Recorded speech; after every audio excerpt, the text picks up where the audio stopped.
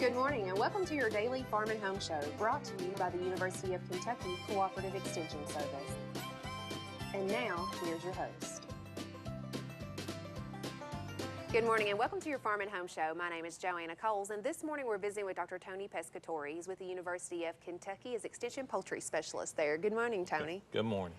Now, Tony, today, there's been a great interest in small flocks, raising chickens in the backyard, that kind of thing. Have you seen that across the state? We're seeing a very large increase in people interested in raising some type of poultry, whether it's in the rural areas or in the city areas.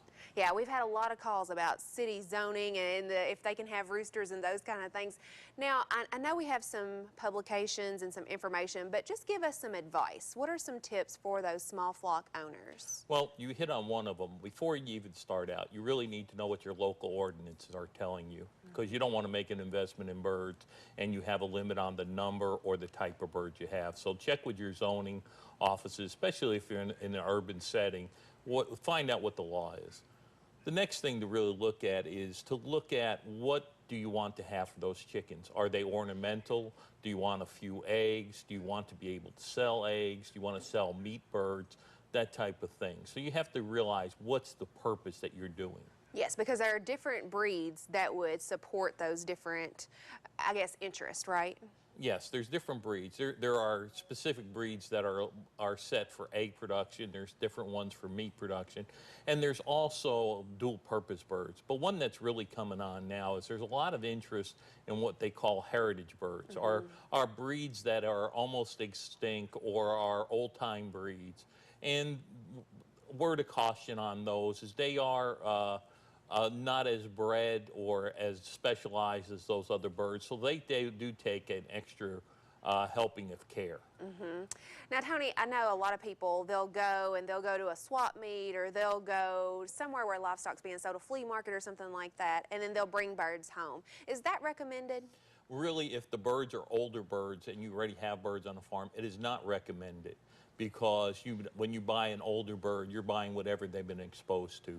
If they insist or really want to buy some birds to add to their flock, one of the things we recommend is that they quarantine those birds from the other birds for at least 30 days.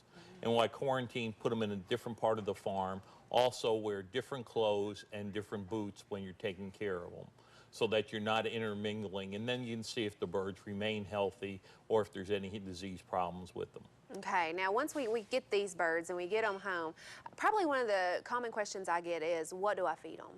Well, the good thing right now is that most of the commercial feeds are very good now. There's a lot of different variety. You can get starter diets, you can get developer diets, and you get layer diets, and most of the feed stores have them. We recommend a starter diet in the beginning when the birds are young, the first 3 weeks. That runs about 20 or 22% protein, then switching that down to lower diets. But when they get into producing eggs, we like to see a diet that's about 15 or 16% protein and have at least 4 to 5% calcium in it.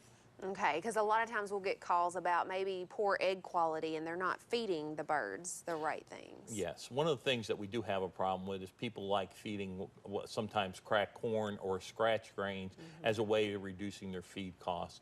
And I always put that as being just like eating French fries. It's a lot of energy, but it's not much protein, and the birds don't do well on it. If you're having a layer flock, it's best to feed layer diets that are have protein in them as well as calcium. I know, the homeowner will always call and say, but they love that. And I was like, yeah, I would too.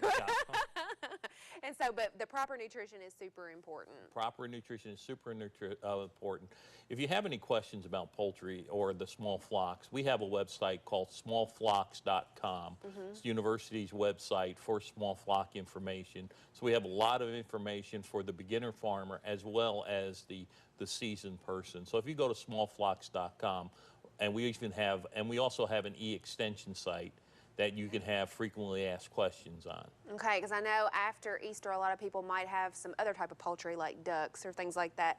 And a lot of times they'll get them, but they have no idea how to take care of them. That information is on that website as well. Yes, all kinds of poultry is covered in that website. So if you go to that website, you should be able to find your question. Or if you go to eXtension and go to the poultry page, we have frequently asked questions that may cover it, or you can ask the expert.